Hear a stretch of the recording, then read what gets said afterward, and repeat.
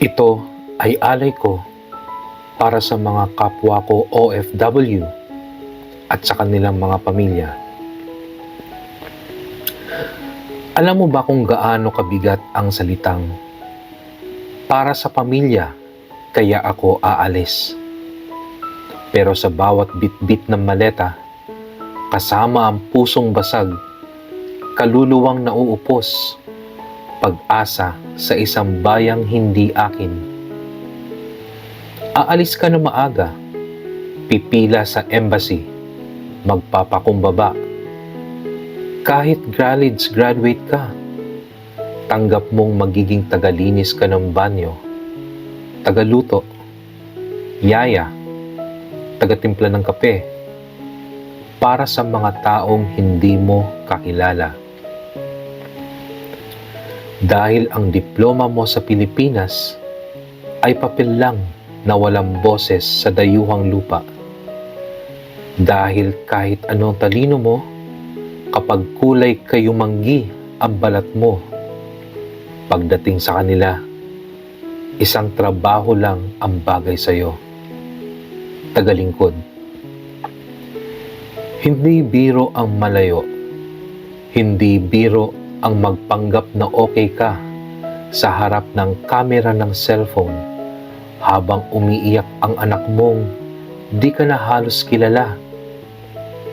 Papa, kailan ka uuwi? At sasagot ka, malapit na. Kahit sa totoo lang wala ka pang plano kasi wala pa ring ipon. Sahod? Oo, mas mataas nga. Pero kapalit nun, kaluluwa. 8 oras daw ang trabaho. Pero bakit parang 24? Pag may reklamo ka, di ka pwedeng umimik. Dahil baka bukas, wala ka ng kontrata. Wala ka ng silid. Wala ka ng pag-asang ipambili ng bigas si bunso. At sa tuwing may balitang nasawi ang isang OFW, ang tanong agad, anong nangyari? Pero ang hindi tinatanong, gaano ba kahirap ang dinanas niya bago siya tuluyang nawala? Sinong kasama niya sa ospital? Sinong yumakap sa kanya sa huling hininga? Wala. Kasi OFW lang siya. Hero? Oo, pero tahimik. Bayani? Oo, pero pagod. Proud kami sa'yo. Pero wala namang sumasalo sa kanya.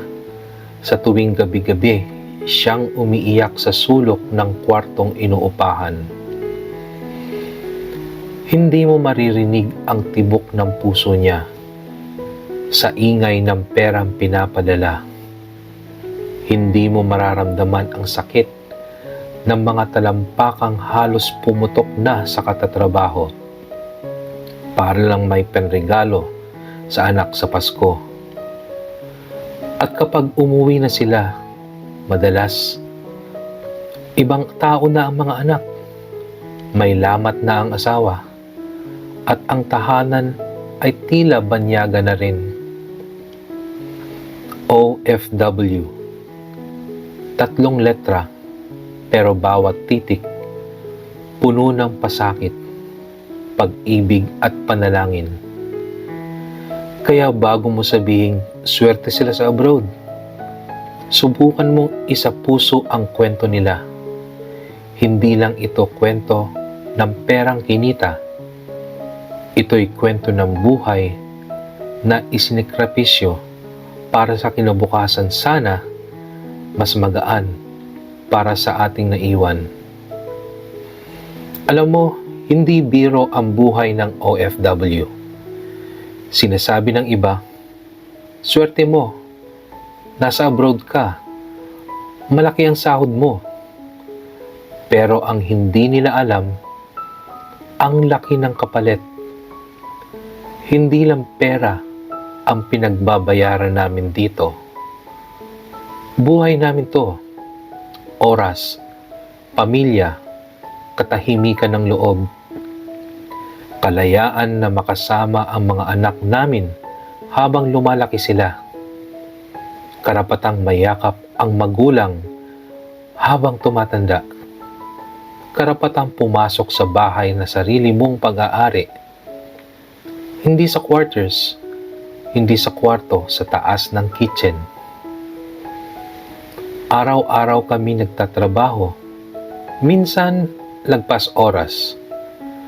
Pero hindi kami makareklamo dahil baka mawalan ng trabaho, mawalan ng visa, mawalan ng lahat. Pipilitin mong ngumiti kahit pagod ka na. Pipilitin mong tumawa sa video call kahit gustong-gusto mo na lang umiyak.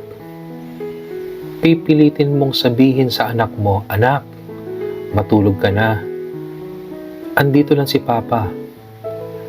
Kahit ilang libong kilometro ang layo mo.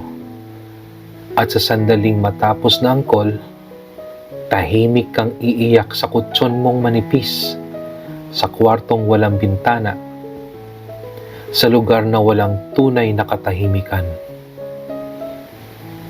Pag Pasko, habang nagkakainan sila sa Pilipinas, ikaw, nasa trabaho. Habang may salo-salo sila, ikaw, nag-aayos ng lamesa ng iba. Habang may regalo sila, ikaw, nagpapadala. Pero ikaw, walang natira para sa sarili. Oo, may dolyar. Oo, may dirhams. Oo, may yen. Pero sa bawat halagang yan, may kasamang pagod, pag-alala, at pangungulila. Ang sahod, minsan hindi pa sapat. Bayad sa utang, matrikula, renta, gamot ni nanay, gatas ni bunso. Wala na para sa sarili. Minsan, hindi mo na kayang bumili ng bagong sapatos. Pero sa pamilya, kahit anong hirap titiisin. Tinitiis namin ang pagiging malayo kasi wala kaming choice. Tinitiis naming mamiss ang birthday, graduation, at minsan, ang libing. Dahil sa totoo lang, para sa maraming Pilipino, ang buhay sa Pilipinas ay hindi sapat para mabuhay. Kaya kahit napakasakit, kahit paulit-ulit na tanong sa sarili, hanggang kailan ganito? Makakauwi pa ba ako ng buo? May nag-aantay pa ba talaga sa akin? Patuloy pa rin kami dahil ang pagiging OFW hindi lang trabaho, ito ay sakripisyo, tahimik, malungkot, matapang, at sana kahit minsan maalala ninyo ang perang ipinapadala namin kada buwan hindi galing langit. Galing yun sa dugo, pawis at luha ng isang Pilipinong nangingibang bansa para lang may maipadalang pag-asa. Saludo ako sa lahat ng OFW. Pagpalain nawa kayo ng Diyos na may kapal. Salamat.